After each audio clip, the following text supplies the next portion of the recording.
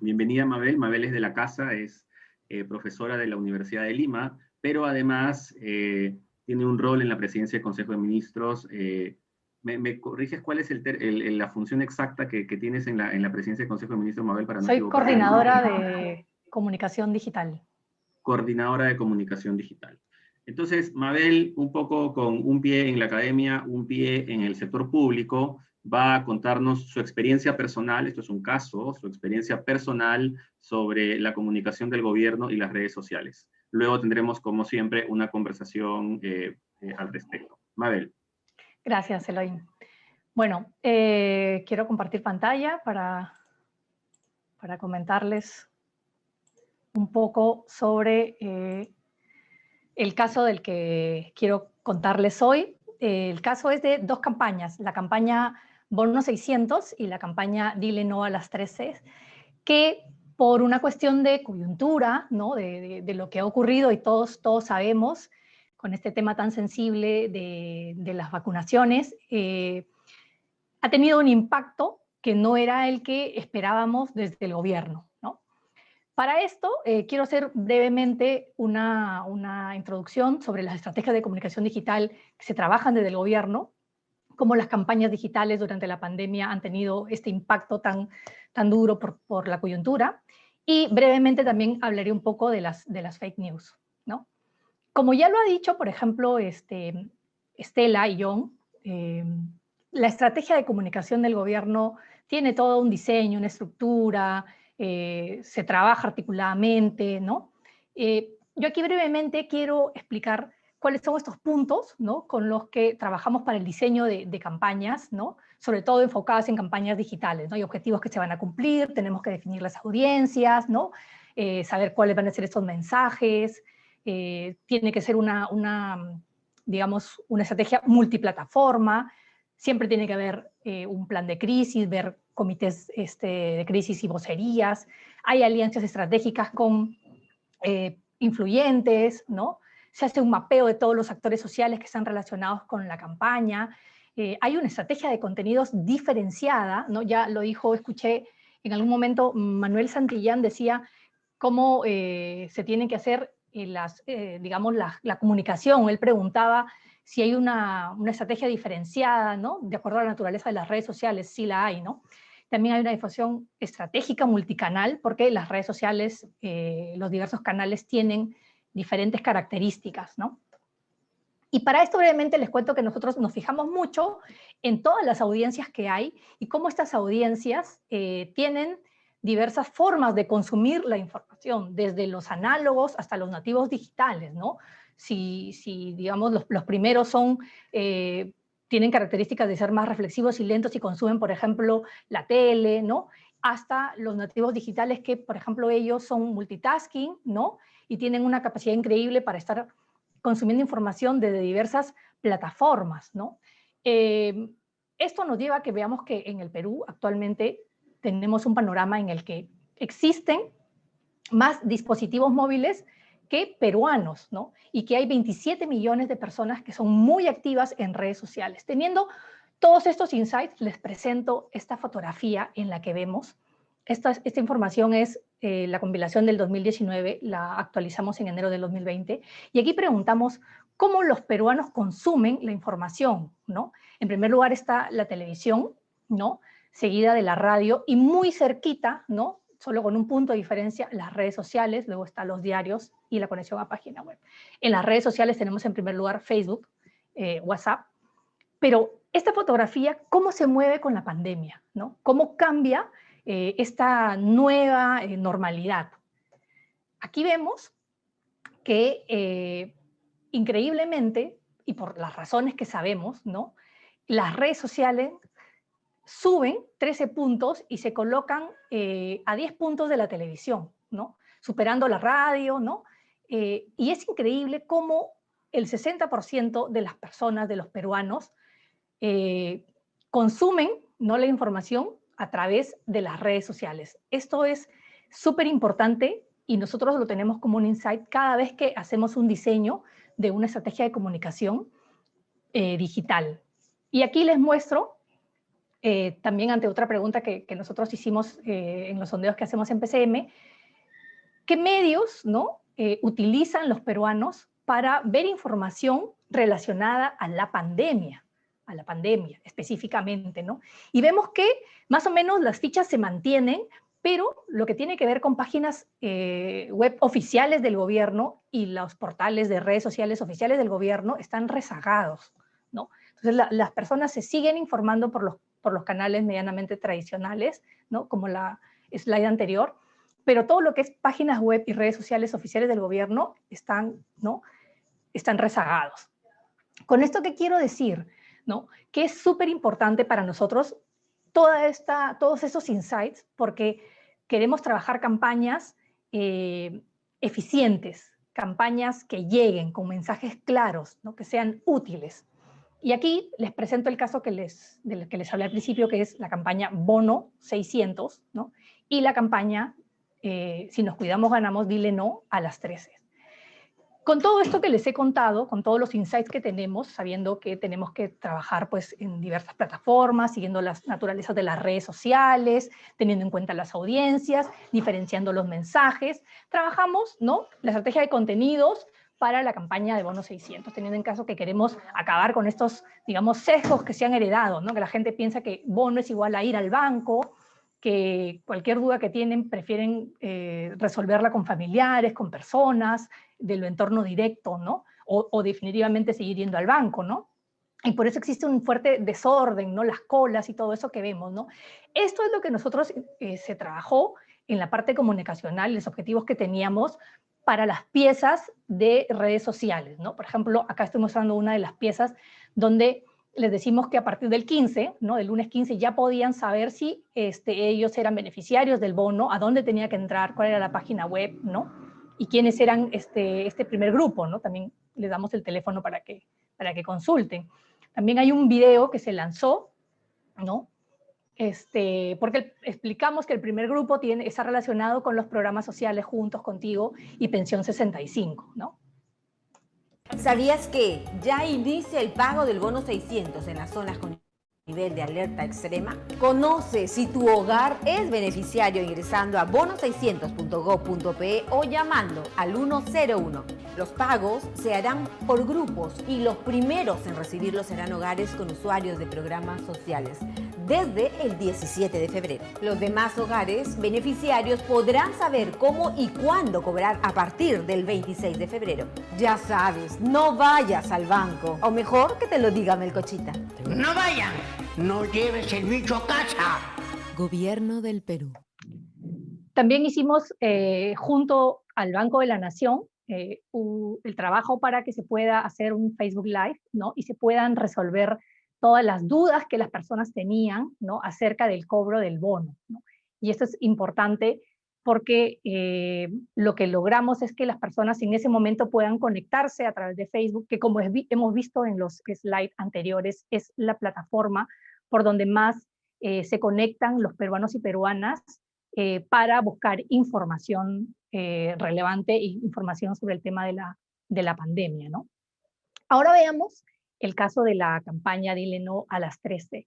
Aquí el mensaje clave era que con este nuevo confinamiento la gente tenía que quedarse en casa, seguir manteniendo los cuidados, ¿no?, el tema de la mascarilla, lavarse las manos, el distanciamiento físico y evitar situaciones de contagio que todos hemos visto a través de los medios de comunicación, como muchas personas no han respetado digamos, el confinamiento y han pues, participado en reuniones sociales, ¿no? Y por eso pues, se ha tratado de que esta campaña de prevención se enfoque en estos mensajes claves de que el virus no se ha ido, que debemos cumplir las reglas, ¿no? Y evitar las 13 que son espacios cerrados, encuentros cercanos y lugares concurridos. Se apela al cumplimiento de las reglas, ya lo decía Hernán en el comentario que hizo a la presentación de Estela y John, ¿no?, que somos un Estado que da muchas normas, pero muchas veces esto no se cumple, ¿no? Entonces apelamos a utilizar la figura de los niños y niñas, ¿no?, que ellos pues han tenido que acostumbrarse a esta nueva normalidad y llevar sus clases en el confinamiento, en su hogar, dejar de salir pues a jugar, ¿no? Y trabajamos también una estrategia publicitaria que arrancó con Pauta 360, ya lo dijo la profesora María Mendoza, no todo es redes sociales y hay que tener una estrategia integrada, ¿no? Entonces aquí se trabajó la pauta con tele, con radio, con prensa, ¿no? Buscando informar, pero también motivar emocionalmente, ¿no? Dándole un rol muy activo a la ciudadanía para darle las herramientas de cuidado, ¿no? Se también buscó articular con todos los sectores, a todos los niveles del Ejecutivo, con todos los niveles del gobierno, ¿no? Diferenciando los públicos, los objetivos y los mensajes, ¿no? Este es el spot que les comenté con la figura de apelar a un niño o una niña, ¿no? Para evitar los espacios cerrados, los lugares concurridos y los encuentros cercanos. No guarda distanciamiento, estamos viviendo la segunda ola de la COVID-19. Casi un año entero encerrado en la casa. Y seguí mis clases en plena pandemia. Aprendí a estar con mi familia todo el día. Aprendí a usar la mascarilla. Aprendí a lavarme las manos, a no salir a la calle y a jugar en casa. Yo hice mi tarea y seguí las reglas. Edith está haciendo su parte. Ahora te toca a ti. Dile no a las 13. Ni encuentros cercanos, ni espacios cerrados, ni lugares concurridos. Si nos cuidamos, ganamos. Gobierno del Perú. Hemos trabajado piezas estáticas, ¿no? Para las diferentes plataformas de las redes sociales, también para compartirlas por WhatsApp, ¿no? Y a lo que voy en este momento es, ¿qué pasó? ¿Qué pasó con estas dos campañas tan importantes? Porque a partir del día 15, del lunes 15, muchas personas, y lo vimos en los medios de comunicación, abarrotaron las agencias del Banco de la Nación, y se generó pues ahí, de alguna manera, todo lo que nosotros como gobierno queríamos evitar, ¿no? ¿Qué pasó con la coyuntura? Vamos a recapitular momentos importantes que se dieron el 12, el 14 y el 15, ¿no? El 12, como todos sabemos, se dio la renuncia de la ministra de Salud de ese momento. El 14 se dio la renuncia de la canciller, pero el 14 iniciaba la campaña de forma orgánica en redes sociales del bono 600. Porque el 15, el día siguiente, ya se podía hacer la consulta, ¿no? En las plataformas oficiales de quiénes iban a ser los hogares que se iban a beneficiar por el bono. Y el mismo 14 se iniciaba la pauta publicitaria de la campaña Dile no a las 13, ¿no? Entonces, yo recuerdo este momento en el que estaba el domingo en la noche, estaba viendo los programas dominicales, las noticias, ¿no? En medio de todo esto, digamos, que se presentó y que todos conocemos y que hemos visto, y cuando van a los comerciales, a la publicidad, veo el video de Edith, ¿no? Entonces me puse a pensar realmente, la coyuntura está comiéndose a las campañas, los peruanos y peruanas a los que nos estamos dirigiendo con estos mensajes, están viendo estos mensajes, están viendo la campaña, se está perdiendo en este mar de información por la coyuntura y por lo que se ha dado, ¿no? Para todos los que trabajamos en el Estado, esto ha sido de alguna manera una lucha titánica de sacar adelante estas campañas. A pesar de la difícil coyuntura que hemos tenido nosotros, lo que hemos buscado es que se siga, ¿no? Y que se siga trabajando y que se siga dando el espacio informativo, ¿no? Para la ciudadanía, ¿no? Porque lamentablemente, y esto es una experiencia personal que les comento, en todo el tiempo que yo llevo en la PCM, hemos visto cómo han pasado pues, más de un presidente, más de un premier, otros ministros, jefes incluso, ¿no? Entonces, digamos, la premisa que nosotros mantenemos y tenemos es que la institución en sí, como la institución del Ministerio de Salud, o la Cancillería, o la PCM, la Presidencia, el gobierno, Las instituciones quedan, muchas veces las personas son fusibles que van entrando y saliendo, pero qué importante es que estas campañas se sigan manteniendo. No ha sido fácil por el tema de la coyuntura y el tema de las vacunas, cómo nos ha golpeado, porque aquí quiero hacer énfasis en las fechas, ¿no? Lamentablemente el día 14 se iniciaban estas dos campañas, una de forma orgánica y la otra con pauta, pero cómo golpearon enormemente en el impacto que iban a tener con la difusión, ¿no?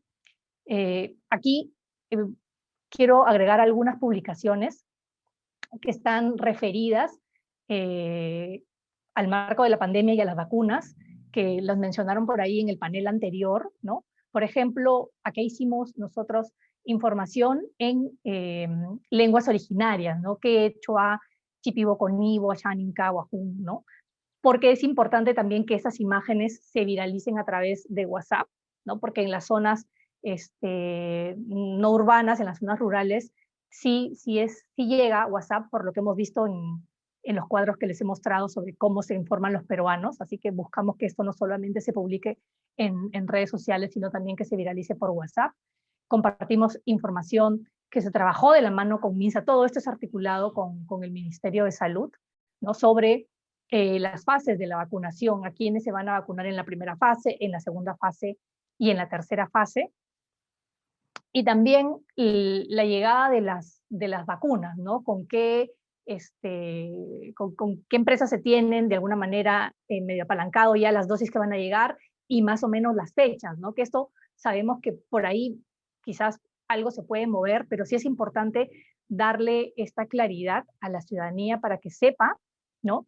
Que el gobierno está trabajando para la llegada de las dosis, ¿no? Y con quiénes se está trabajando y cuándo podrían estar llegando estas dosis y en qué espacios y en qué tiempos, ¿no? Porque eso también es súper importante. Todo esto también sentimos que está en una confrontación diaria, ¿no? Intensiva, con, por un lado, una vorágine informativa, ¿no? Un exceso de información o infodemia, que sé que el próximo sábado van a comentar sobre esto, pero también con el tema de las fake news, ¿no? Que es el pan de cada día que tenemos nosotros en el Estado, ¿no? Como comunicadores digitales en el Estado, pero también los periodistas a los que tienen que cada día pues hacer y corroborar, ¿no? el trabajo periodístico que tienen con la información.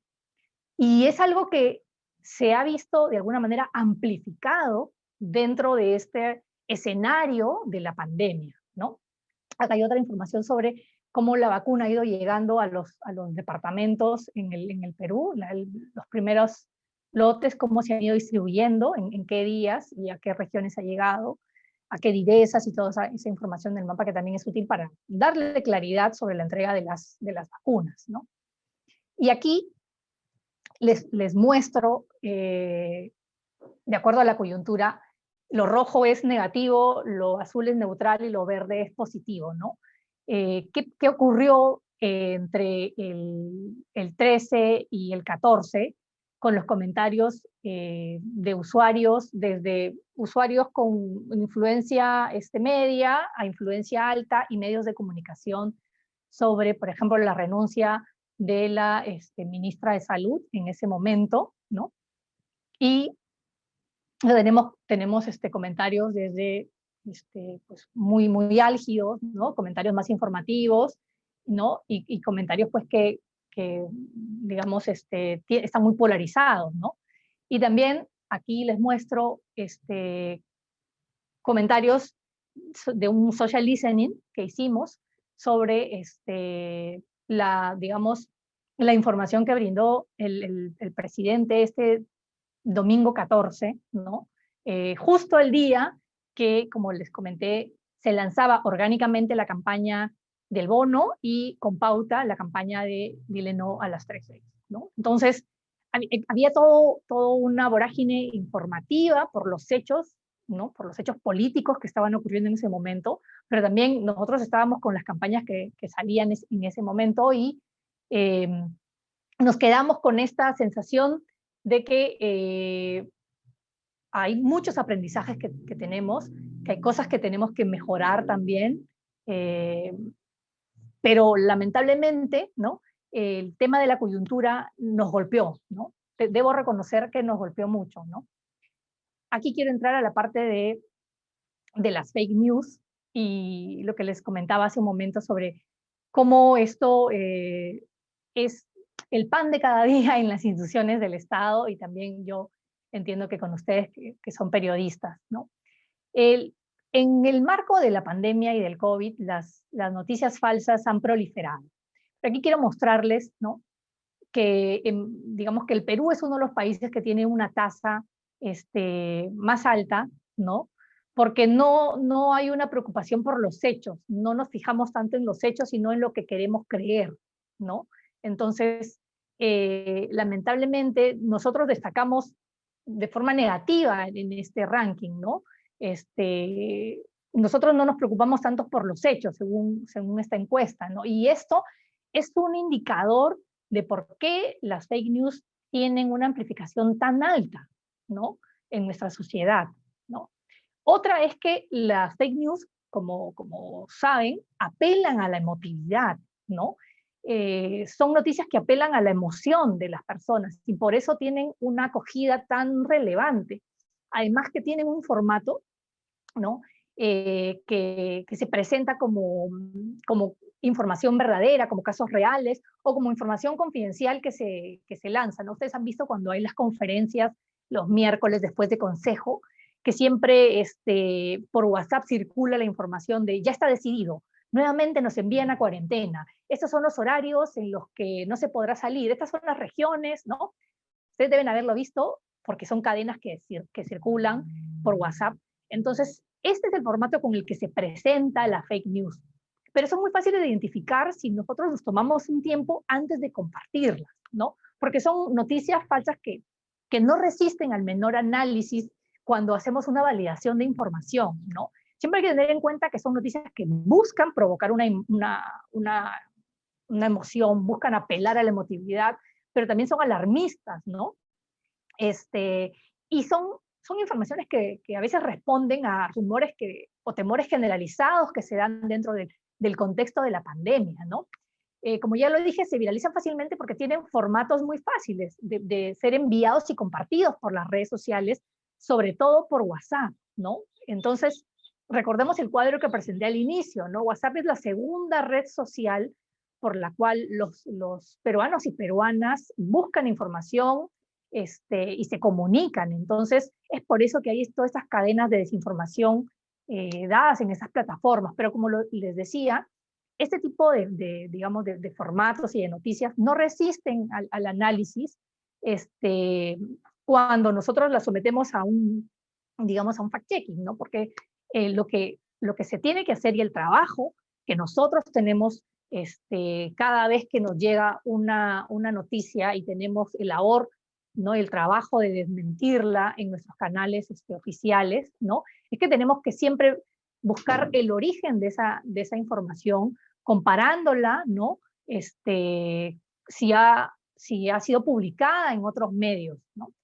Por ejemplo, aquí hay una noticia que nos llegó como pantallazo, y ustedes deben haberla visto, ¿no?, que te decía pues que ya podías cobrar el bono si llegabas a tal link. Eso es como el phishing, ¿no?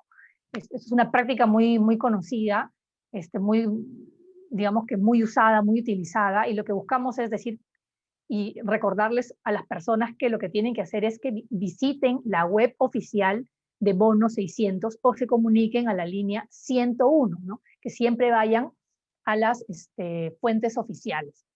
Luego nos dimos con sorpresa que si entrábamos a las tiendas virtuales de aplicativos de Android, por ejemplo en los celulares o de iOS, encontrábamos que habían muchas aplicaciones para cobrar los bonos.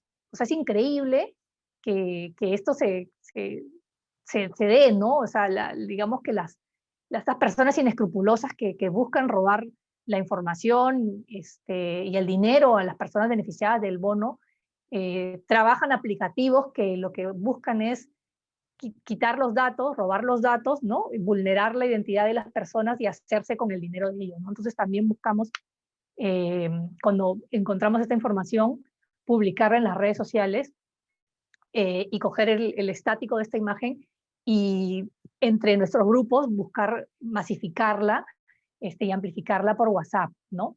Luego tienen que haber visto también esta información que se viralizó, se publicó primero en una página que suplanta la identidad del proyecto Bicentenario, ¿no? Utilizando el logotipo también, ¿no? Del proyecto Bicentenario en Facebook, lo publicaron en Facebook y luego esta imagen la también enviaron por WhatsApp y se viralizó. A mí me llegó por WhatsApp en grupos de familia, de amigos del colegio, ¿no? Del trabajo. Lo que se hizo también es, hacer la publicación de que esto era falso y que tenían igualmente, vamos a los canales oficiales, y dos, la presidencia publicó un comunicado, no solo por sus redes sociales, sino también que es un comunicado que se envió a la prensa y que fue masificado y amplificado por canales tradicionales, ¿no? Por tele, por radio, ¿no? Porque en este momento, como gobierno, estamos siendo de alguna manera golpeados por mucha información falsa, pero también la ciudadanía está siendo de alguna manera bombardeada con muchas publicaciones que tienen que ver, en este momento, por ejemplo, por el tema del bono. En otro momento, y como ya lo hemos visto en otras participaciones en este seminario, sobre el uso de tal o cual medicamento para combatir el coronavirus, ¿no? O remedios caseros, etcétera, ¿no? Entonces, es muy importante que nosotros podamos dar claridad y comunicar efectivamente, desmintiendo estas noticias falsas. Aquí les quiero presentar dos acciones que trabajamos desde la presidencia del Consejo de Ministros en coordinación con Twitter Latam, ¿no? Con el equipo de Twitter Latam. Estas son acciones que se han hecho, ojo, no solo en el Perú, sino también en otros países de Latinoamérica y del mundo, ¿no? Esta acción se llama el aviso de búsqueda. El aviso de búsqueda se activó en coordinación, como le digo, con Twitter Latam, pero también con el Ministerio de Salud, que es el ente oficial que da la información precisa, oportuna y autorizada sobre el tema del coronavirus. Esto se hizo el año pasado, ¿no? Cada vez que nosotros se hacía una búsqueda sobre coronavirus, ¿no? Con el hashtag coronavirus, Twitter lo que hacía es que enviaba, ¿no? Como búsquedas prioritarias, ¿no? La web de go.p/coronavirus, pero también enviaba a los usuarios a la cuenta de MINSA para que puedan encontrar información oficial, ¿no? Esta acción busca de alguna manera posicionar las cuentas y las fuentes oficiales del gobierno, ¿no? Del gobierno, en este caso de Perú, es MINSA, ¿no? Esto es el aviso de búsqueda, se llama aviso de búsqueda y lo trabajamos con Twitter. La segunda acción que hicimos es la página de eventos. Si ustedes, por ejemplo, entran a su celular y van a Twitter, lo que van a encontrar, por ejemplo, en la parte de búsqueda de COVID, es que hay una mascarilla en la parte superior, ¿no? Una mascarilla, como pueden ver ahí, ¿no? Y esta mascarilla es la página de eventos. En la página de eventos lo que van a encontrar es información sobre autoridades incumbentes respecto al COVID. O sea, no solamente Ministerio de Salud, sino otros ministerios peruanos, medios de comunicación, autoridades locales, regionales, ¿no? Que estén dando información oportuna y veraz sobre el tema de la pandemia. Esto también fue habilitado en trabajo conjunto con la Presidencia del Consejo de Ministros, el Ministerio de Salud y Twitter en Latinoamérica, buscando mitigar la propagación de las noticias falsas, ¿no? Para tener, de alguna manera, información precisa, ¿no?, sobre lo que está ocurriendo. En el caso de que seamos bombardeados pues, por noticias falsas, tenemos a dónde recurrir, ¿no? Esa es la página de eventos que se trabajó con Twitter. Y aquí, solo brevemente, hacer un recordaris sobre algo que ustedes como periodistas, de hecho, ya saben y trabajan día a día, ¿no? Que es que el hecho de que todas estas noticias falsas se viralicen tiene consecuencias nefastas y graves, ¿no? Sobre todo en este tiempo de pandemia, ¿no? Porque impacta mucho en la salud de las personas, ¿no? Ya lo hemos visto por el tema de la ivermectina y todas estas cosas de si las recomiendan o no las recomiendan, o si la gente pues quiere tomar algún remedio casero, si es posible o no, si me tengo que ir a vacunar a Chincha, yo qué sé, todo esto que se ha generado y que se comparte a diario, ¿no? Entonces es súper importante que hagamos verificación de contenido, no fact-checking, nunca compartamos, busquemos siempre denunciar. Las redes sociales tienen un espacio para denunciar el contenido falso, ¿no? O sea, busquemos denunciarlo e informarle a nuestros contactos de que esta información no es real y que tenemos que ir a las fuentes oficiales, también a los medios de comunicación. Cuando encontramos una noticia que no ha sido publicada en los medios de comunicación y que solo nos llega como pantallazo, entonces desconfiemos, ¿no? Y es importante tener de alguna manera, aleccionamiento a nuestra familia, a nuestros amigos y a nuestro entorno sobre el tema de las noticias falsas. Esto es lo que quería compartirles brevemente. He intentado, pues, hacerlo de alguna forma lo más sintetizado posible, porque sabía que estábamos contra el tiempo, ¿no?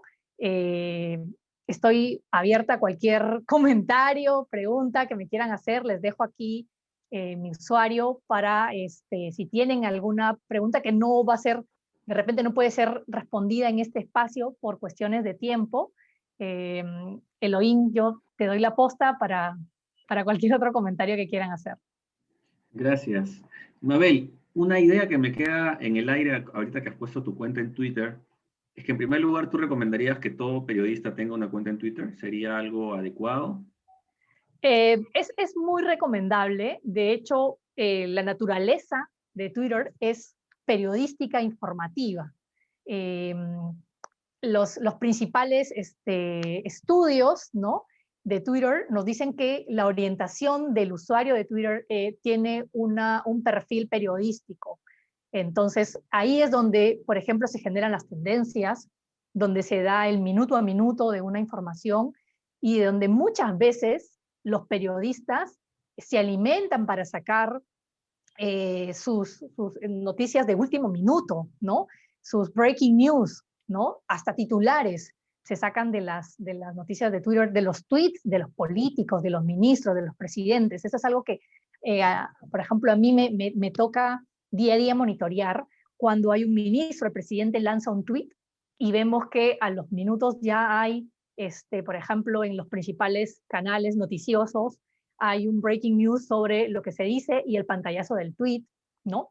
A nosotros también nos sirve mucho, y esto lo digo públicamente para todos los periodistas y colegas que están aquí, cuando ellos hacen una cobertura de repente una conferencia, cuando van a hacer la cobertura de una comisión en el Congreso o de cualquier otro evento importante, muchos periodistas lo que hacen es tuitear el minuto a minuto, tuitear las declaraciones de esa persona. Para nosotros es súper útil porque no podemos estar pues con 20 pantallas al mismo tiempo, y tener esa información a la mano es vital e importantísima. Además que también te ayuda al periodista a que de alguna manera vaya formando su identidad digital, ¿no? Le ayuda a posicionar su trabajo, le ayuda a darse a conocer, ¿no? De hecho, hay muchos periodistas con una influencia muy alta en Twitter, pero también es importante para aquellos que están de alguna manera empezando y posicionándose y que no son necesariamente de la zona urbana, porque, ojo, Twitter es un medio muy urbano. En la parte,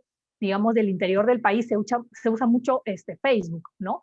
Pero también es importante para dar a conocer el medio en el que ellos trabajan, ¿no? Y digamos, las noticias que a veces no se puede dar cobertura a todas las noticias cuando los ministros o cuando, bueno, ni siquiera de repente ministros, sino cuando algo ocurre en ese momento, para hacer denuncias de, por ejemplo, ahora, ¿no?, con el tema de las vacunas, denuncias de, por ejemplo, alguna cosa de su comunidad, ¿no? Es súper importante esta herramienta para todos los periodistas. De hecho, justo había una pregunta al respecto. Entonces, lo que tú planteas es que Twitter sirve como una fuente de información para los periodistas principalmente, digamos. Además, puede recortar, digamos, la brecha que hay entre, digamos, la relación con el experto, que a veces hay en algunas regiones y en un país tan centralizado como el nuestro. Entonces, Claro. no estamos diciendo acá que tú dependas de Twitter para tu trabajo, sino lo que estamos diciendo es que Twitter es una fuente para los periodistas que podrían y Claro, deberían es una utilizar. fuente muy importante y de hecho, si vemos el cuadro que presenté casi al inicio sobre cómo se informan los peruanos y peruanas, Twitter está casi al final, porque estamos hablando de peruanos y peruanas, de la ciudadanía. A lo que yo quiero subrayar y recargar es que Twitter es una comunidad muy periodística, muy informativa, más para periodistas, más para medios, más para influyentes, para opinólogos, ¿no? Para de repente hasta la academia.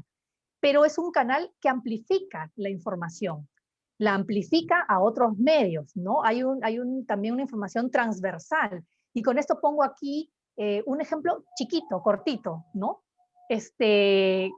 Recuerdan que el año pasado hubo un productor de huevos de codorniz que sacó un video en Facebook diciendo que vengan a recoger los huevos de codorniz porque él no tenía la manera de seguir alimentando a sus animales y que se iba a perder su producción. Entonces, este video, una periodista lo que hizo fue sacar el video y ponerlo en Twitter. Como era periodista, tiene una red de contactos que lo amplificaron. Luego saltó a la televisión. Luego ocurrió que el Ministerio de Producción y el Ministerio de Agricultura tomaron el caso porque los etiquetaron, ¿no? Y porque salió en medios y porque se amplificó mucho. Entonces fue la ministra, fueron los representantes de los ministerios y se ayudó a esta persona y a otras personas de la zona que también producían como él huevitos de codorniz. Recuerdo que fue hasta la iglesia a tomar el caso y ayudar a que digamos que lo que él tenía, pues la producción no se pierda, ¿no? Entonces aquí vemos cómo esto se traslada y se amplifica. No digo, ojo, que Twitter sea la única red social. De hecho, vuelvo a repetir, está casi a la cola de todos los canales de redes sociales en los que los peruanos y peruanas se informan, ¿no? Pero sirve para amplificar porque tiene un nicho muy grande de periodistas y de influenciadores. Sí, de hecho también recomiendan que esa estrategia que se hizo con Twitter se haga en Facebook, más adelante, pero yo sé que eso no necesariamente está en tus manos. Ahora, una pregunta que también surge al respecto de los medios digitales. Tú manejas los medios digitales, pero queda en evidencia que los medios digitales no son suficientes. Tú has mencionado que es necesario los medios masivos, que es necesario la televisión, que es necesario la radio. Sin embargo, una duda que queda de las conversaciones anteriores, además, es que hay una comunicación comunitaria. Es decir, de cómo trabajas con organizaciones existentes, con la gente, con los barrios, cómo llegar a ellos. Yo sé que no está necesariamente en tu campo de labor, porque tú ves trabajo digital, pero evidentemente sí es responsabilidad de los comunicadores del gobierno coordinar para que eso suceda. De hecho, ahorita voy a ver Estela cómo complementa esto, la voy a invitar a conversar como en la anterior, que la semana pasada invité a otros panelistas a conversar. Pero te pregunto entonces, ¿cómo conectar esto con comunicación comunitaria? Mira, es muy importante esta pregunta que haces, porque de hecho nosotros trabajamos de forma transversal con los comunicadores, no solo digitales, ¿no? Y ahí Estela lo sabe, trabajamos de la mano con todos los comunicadores de todos los ministerios. Es un trabajo un poco de artesano y de hormiga y a veces invisible, ¿no? A veces invisible porque para nosotros a veces en redes nos llega algo, ¿no? Y buscamos pasar la pelota y trabajar de forma articulada con los comunicadores del ministerio que es incumbente en ese momento, ¿no? Porque sí se hace trabajo en regiones, sí se hace trabajo con, por ejemplo, sociedad civil, sí se hace trabajo con, de alguna manera, comunidades, ¿no?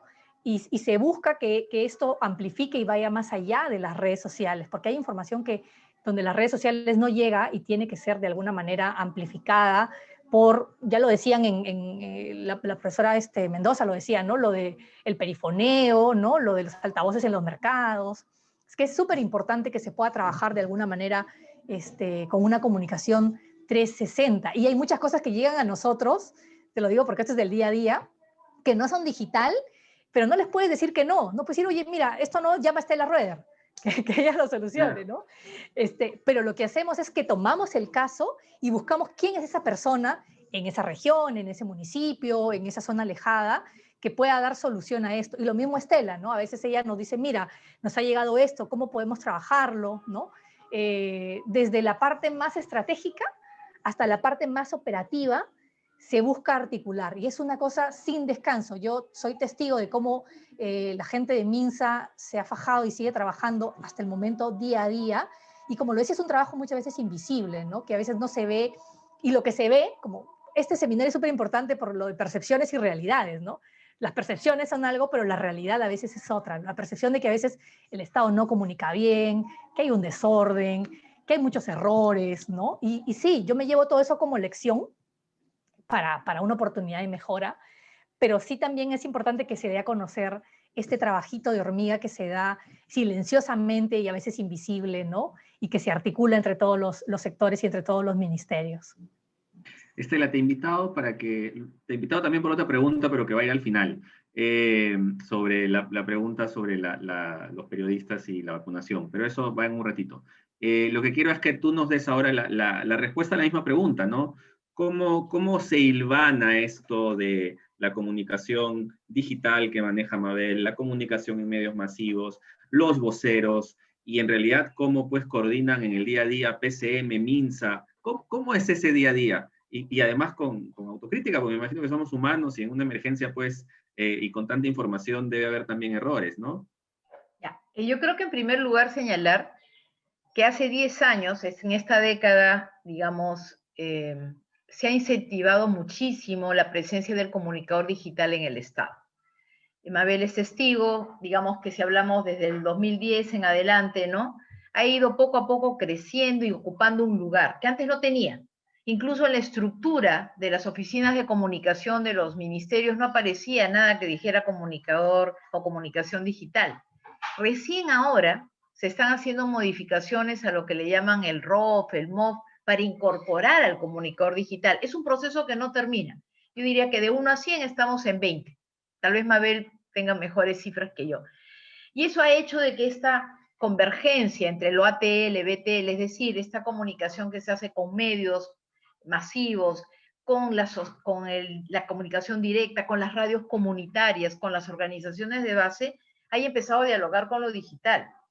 Entonces yo creo que lo digital es algo que todavía está en construcción, en desarrollo de capacidades. Yo felicito a Mabel por el esfuerzo que está haciendo de colocarlo en una agenda estratégica y no solo operativa, que ese es un cambio fundamental. He sido testigo de que, por ejemplo, se han creado protocolos de la comunicación digital, y eso tal vez sí invitar a los colegas periodistas, comunicadores, que compartirlo, porque sí existe, y creo que es una herramienta fundamental para que también en los propios medios, y yo no dudo que ha sido en este tránsito que tenemos por esta pandemia, que lo digital también vino y creció abruptamente. Acuérdense que hemos tenido que aprender a que las autoridades hablen en Zoom cuando les hacen entrevistas, ¿no? Antes nadie se imaginaba que una autoridad, un técnico iba a ser entrevistado vía Zoom. Toda la vida venía el periodista con su cuaderno de notas, su grabadora, y todo era fácil, ¿no? No es fácil. Además, hay un tema intergeneracional, ¿no? Ustedes son jóvenes, mucho más jóvenes que yo, es más fácil incluso la adaptación a las herramientas y a la tecnología, cosa que no es fácil con la gente que tiene un poquito más de edad, pero que se va adaptando también a estas circunstancias. Entonces yo creo que en primer lugar hay que seguir apostando a la profesionalización de la comunicación digital. Y ahí la academia también tiene un rol fundamental, y en este caso la PCM, que trabaja esto ya como una línea, yo creo que en el esfuerzo que ha hecho Mabel y el grupo hace algunos años, ha ido creciendo y se ha ido cada vez más cimentando. ¿Que faltan cosas? Posiblemente, y en todos los sectores, ¿no? Hay sectores que tienen una tecnología muy desarrollada, otros que son chiquititos, ¿no?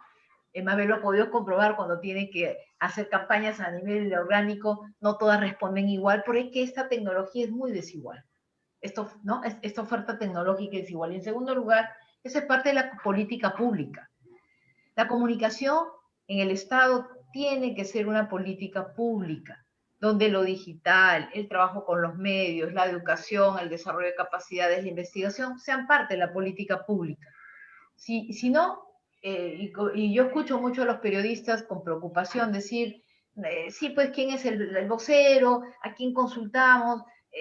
Claro, como dice Mabel, con esta pandemia incluso nos hemos desorganizado un poquito más. Yo creo que hay que hacer el esfuerzo y lo tenemos que hacer. Yo apuesto que, justamente hablando con Amaury Pierre, que es el nuevo secretario de Comunicación, hagamos el esfuerzo de ordenar sistemas de comunicación 360. Lo digital tiene un peso importante y no lo vamos a dejar de reconocer, pero el otro tiene que dialogar de manera eficiente. No solamente, ya pues como saco un tweet, ya ahí está la campaña de comunicación, no, ojalá fuera tan fácil. El diálogo, la construcción, la gestión del conocimiento hoy día es clave. La open data, ¿no? Que la gente tenga capacidad de entrar y encontrar la información que quiere.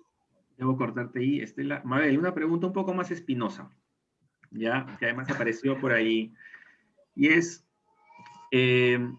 ¿realmente podemos decir que esta campaña de bonos que has mostrado, la bono 600, que lamentablemente, y sí debemos reconocer que la coyuntura la opacó, pero ¿tú dirías que es solo la coyuntura o en general hay otras oportunidades de mejora para que llegue a muchas personas que no tienen conexión a Internet muchas veces, o que no tienen buena data, o que no saben cómo buscar, o que, como dijo alguien por ahí, quechohablantes que no saben leer o tienen analfabetismo funcional, es decir, que saben leer pero se les dificulta comprender? O sea, ¿qué cosas sí faltan mejorar aún, a pesar de las coyunturas políticas que entorpecen? Para no echarle solo la culpa a la coyuntura, pues, ¿no? Porque, digamos... Claro. Sí, totalmente, totalmente. De hecho, recordemos que hay un trabajo articulado que se hace con sectores que dependen de otros ministerios. Por ejemplo, en este caso, Banco de la Nación, ¿no?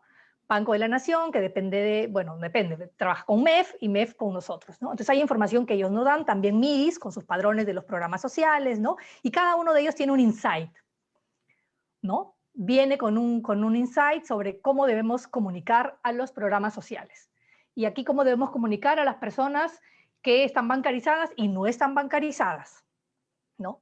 Y nosotros como PCM tenemos que tomar toda esta información, trabajarla, buscar los objetivos, ver la estrategia, comunicarla y pelear con los embates de la coyuntura y sacar la campaña. ¿Por qué? Porque la fecha es el 15 y el 15 hay que sacarla y a como dé lugar la sacamos el 15, ¿no? Sí, hay muchas cosas que nosotros tenemos que, de alguna manera, poner en los reflectores. ¿Por qué? Porque nosotros vivimos en un país muy diverso, un país muy desigual, un país con una tasa de informalidad muy alta. Entonces, en la pandemia, como bien lo ha dicho Estela, hemos tenido que aleccionar a las autoridades y a los voceros a que expliquen por Zoom, ¿no? Y cuenten y den entrevistas por Zoom. Y también hemos tenido que rápidamente y en muy poquísimo tiempo hacer una educación financiera y digital a este grupo de ciudadanos y ciudadanas que de repente pues no tienen, o su lengua materna no es el español y vienen de una comunidad pues rural, indígena, ¿no? Que su punto de contacto con la información del gobierno es el tambo, ¿no? Donde no llega pues ni siquiera el 3G y pasa pues un peque con un megáfono informando sobre lo que tienen que hacer, o el contacto con el Banco de la Nación es el barco del programa País, ¿no? O sea, hay unas desigualdades tremendas. Lo que estamos viendo acá, lo que yo les he mostrado, es la primera parte de la campaña orgánica. El 26, si no me equivoco, va a salir con pauta, pero esta pauta también sigue siendo insuficiente porque no solamente se trata de informar cuándo vas a ir al banco, no vayas al banco para pedir información, no hagas cola si no estás en el primer grupo, sino de decirle a las personas, para conocer en qué grupo estás, tienes que entrar a una página web. Cuando muchas veces las personas no tienen ni computadora, no tienen ni internet, y tienen que ir a una cabina, y de repente la cabina está cerrada, ¿no? Porque estamos en pandemia y no atienden las cabinas, ¿no? Entonces, y que estas personas pues son muy susceptibles y vulnerables a la estafa, al phishing, a las fake news, ¿no? Entra acá y dame tus datos, ¿no? Entonces, hemos tenido que, como gobierno, ya no solamente hablo de la parte comunicacional como PCM, sino creo que como gobierno, en un lapso muy corto de tiempo que arrancó el año pasado, cuando se dieron las medidas para los primeros bonos, que tener que aleccionar, informar, educar a las personas que no estaban bancarizadas, que no estaban familiarizadas con el tema de tener una cuenta en el banco. Hay personas que no tenían ni siquiera cuenta en ningún banco, ¿no? Y que cobran pues con el jornal, que cobran a la semana, que cobran a la quincena, ¿no? Entonces, esto también es una brecha que afecta a la parte comunicacional, ¿no? Que golpea mucho a la parte comunicacional. Y otra cosa que creo que es importante también destacarla es la alta rotación de los comunicadores, la alta rotación de los funcionarios, la alta rotación de las autoridades, ¿no? Cada vez que ha cambiado, yo lo digo ya ahora me sonrío, ¿no? Pero cada vez que han cambiado un gabinete y ha cambiado un premier, ha tocado que cambie un jefe, ¿no? Ahora estamos bajo el liderazgo de Omar Taupier, pero ya no sé cuántos otros jefes he tenido. ¿Desde qué año estás en PCM? Desde enero del 2017. Tú eres una veterana. Sí. ¿Y cuántos jefes has tenido? Creo que 8. Sí, 7, más o 8. menos.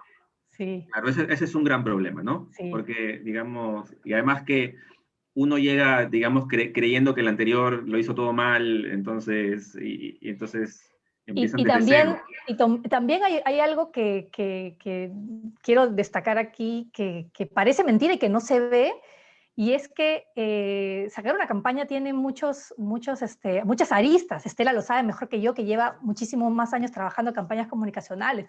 No solamente es hacer la estrategia, hacer el guión, buscar el público objetivo, no. Hay un tema administrativo, burocrático y de papeleo que está detrás, y que muchos funcionarios, por el tema de la corrupción, se la piensan 1000 veces antes de firmar la salida de una campaña, o sea, ver con qué central vas a trabajar y todo esto. No es tan fácil, ¿no? Claro.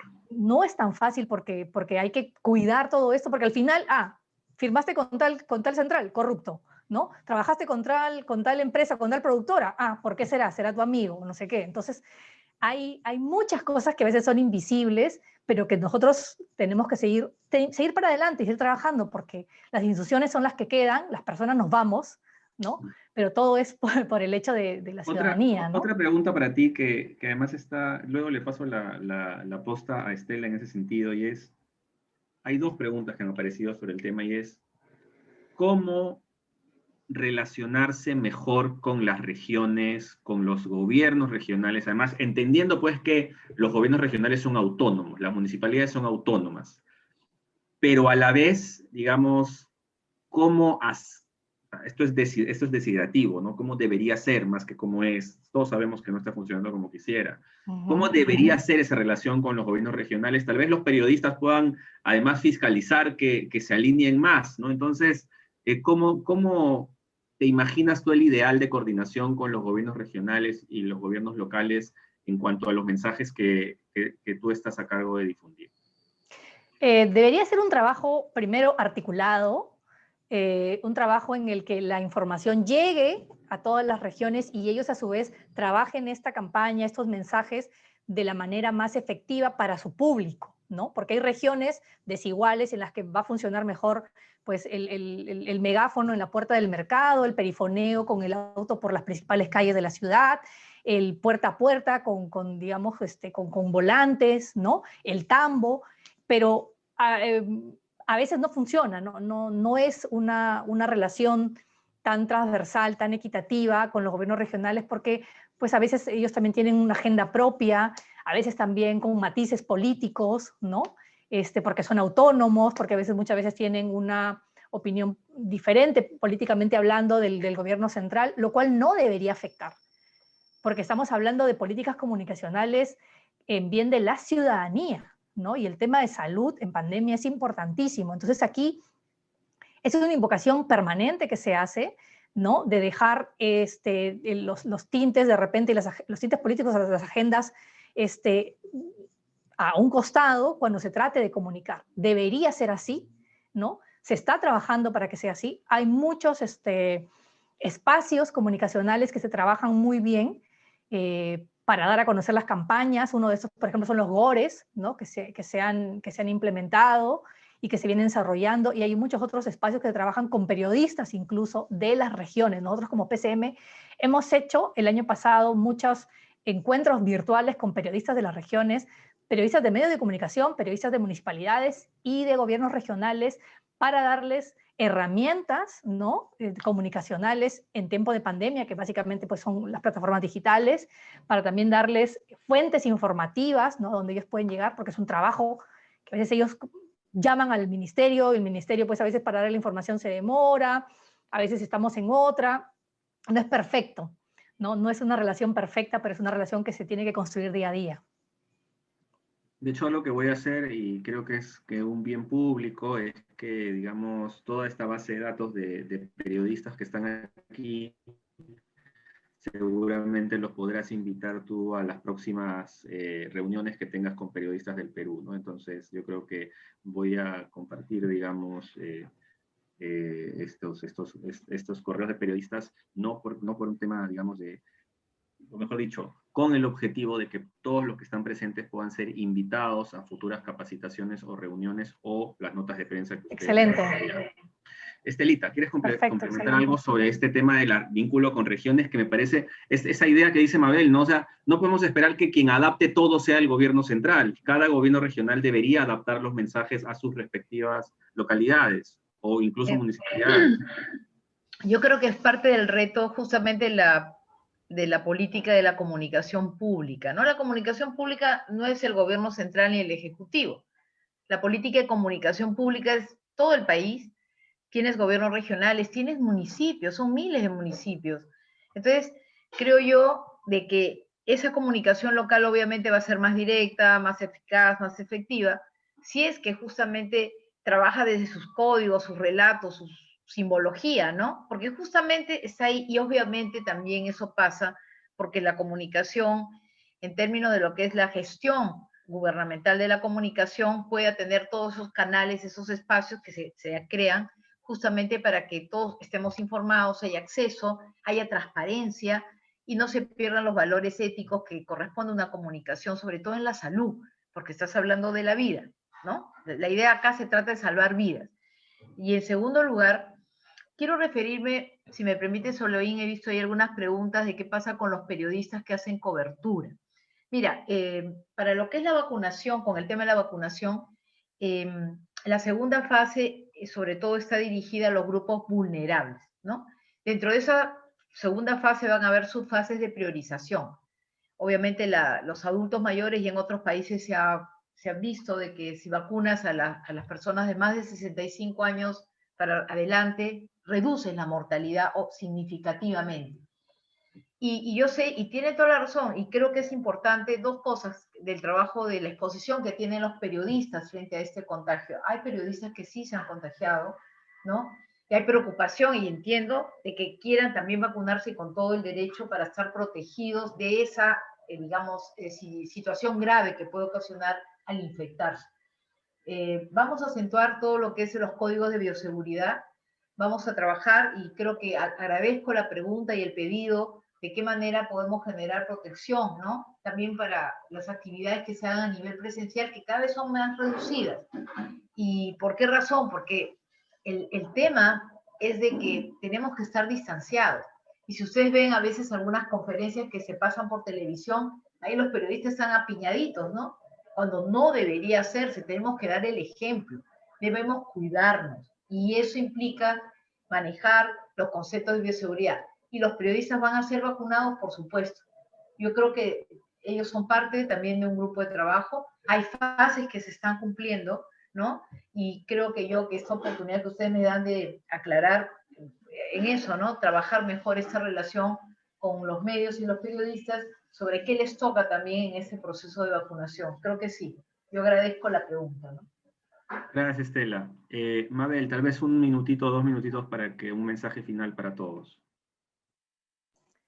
Sí, bueno, quiero agradecerles a todas las preguntas que, bueno, estoy leyendo ahí, todas las inquietudes, súper importante. Solo quiero resaltar que desde el gobierno, la comunicación digital, como bien lo ha dicho Estela, es algo que no viene de hace tanto tiempo, ¿no? Se está construyendo y se está afianzando también de acuerdo a las nuevas tendencias digitales, ¿no? La comunicación digital del gobierno, las comunicaciones digitales en general de los gobiernos son algo nuevo y por lo tanto, también por la propia naturaleza de los canales digitales, hay mucha exploración que se están dando, ¿no? O sea, estamos trabajando en base a lo que funciona, en base a las estadísticas, a los estudios, ¿no? A la escucha social, el social listening que hacemos, ¿no? Para ver y para entender, ¿no? El impacto que tienen estos mensajes digitales en la ciudadanía. Cambian. Yo suelo llamar a la comunicación digital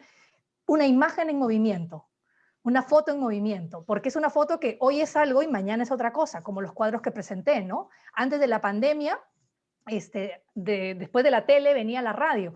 En la pandemia, después de la tele, venían las redes sociales y la radio quedó atrás, ¿no? Es una fotografía en movimiento. Es súper importante el trabajo articulado que se tenga que hacer desde el gobierno con todos digamos que los gobiernos regionales, con las municipalidades, pero también es súper importante, y aquí lo resalto, el trabajo de todos y cada uno de los hombres y mujeres de prensa, de los medios de comunicación, porque eso también nos ayuda a nosotros a tener lecciones, a tener nuevos aprendizajes, ¿no? A tener puntos de partida cuando muchas veces nos equivocamos porque nuestra comunicación no es perfecta, y tener este feedback de ellos, ¿no? A través de lo que se dice en las conferencias, a través de lo que ellos escriben en sus redes sociales, ¿no? Esta lectura que nosotros hacemos también es un termómetro importante para mejorar, ¿no? Para comunicar mejor, para poder hacer que el mensaje llegue de una forma más eficiente. Sí que es súper importante el trabajo que hacen todos y cada uno de los periodistas. Yo espero que podamos articular esfuerzos, ¿no? En este momento de crisis sanitaria tan difícil que vive el país y el mundo, ¿no? Para poder llegar a comunicar de una forma más certera, más asertiva, ¿no? Para poder de alguna manera articuladamente trabajar el tema de las fake news, ¿no? Que es tan importante, y para seguir teniendo aliados en el tema de que llegue el mensaje, sobre todo en campañas tan importantes como, por ejemplo, el bono, y como el cuidado de la salud, ¿no? Y la prevención en el tema del coronavirus. De hecho, una nota que quisiera hacer sobre lo que acabas de comentar es que muchos de los presentes también son comunicadores de la red del MINSA. O sea, dos grandes públicos tenemos acá. La mayoría son periodistas de regiones y de ahí hay un pequeño grupo, pero importante, de comunicadores de direzas y de hospitales. Muchas gracias a ambas. Creo que ha sido una conversación muy rica y como alguien dijo por ahí, digamos, decía, lo que callan los comunicadores del gobierno, ¿no? Que en realidad es todo lo que está pues detrás de bambalinas, ¿no? Y lo que se lidia con las dificultades y con las coordinaciones. Les pediría que luego coordinemos internamente tal vez con Mabel y con Estela para que nos envíen documentos oficiales, protocolos que existen ya aprobados de comunicación para poder enviarlo por correo electrónico durante la semana. Eso sería un primer punto. En segundo lugar, Mabel ya puso su Twitter acá, prácticamente diciéndoles entre líneas, si quieren comunicarse conmigo, escríbanme al Twitter, entonces, y obliga a la gente a que se conecte al Twitter. Entonces ella, tan digital que es, dice, búsquenme en Twitter. Las grabaciones de todas maneras van a ser compartidas en el YouTube del Centro de Sostenibilidad y les vamos a enviar los enlaces, no se preocupen. Por último, la próxima semana tenemos a Bruno Ortiz Viso, que es editor en el diario El Comercio. También hablaremos exclusivamente de bioseguridad para los periodistas. Tenemos a Patricia Escudero del MINSA hablando ahí, pero incluso estamos viendo la posibilidad de que ahí venga un especialista también. Vamos a tener a Eduardo Lavado, que es docente de la Universidad de Lima, estará desarrollando esta idea de infodemia. Y finalmente tendremos a Mónica Delta para que nos cuente su experiencia entrevistando a autoridades y entrevistando a expertos que ella, bueno, creo que tiene más que muchos en este país. Muchas gracias, Mabel, muchas gracias, Estela. Estoy orgulloso de ser colega de ustedes en la Universidad de Lima. Entonces, ya saben, los que quieran tener hijos periodistas, estas son sus potenciales docentes. Muchas gracias. Un abrazo para todos. Muchas gracias. Nos vemos la próxima semana y les estaremos enviando los materiales de todas maneras. Chao, chao. Gracias. Gracias. Hasta luego.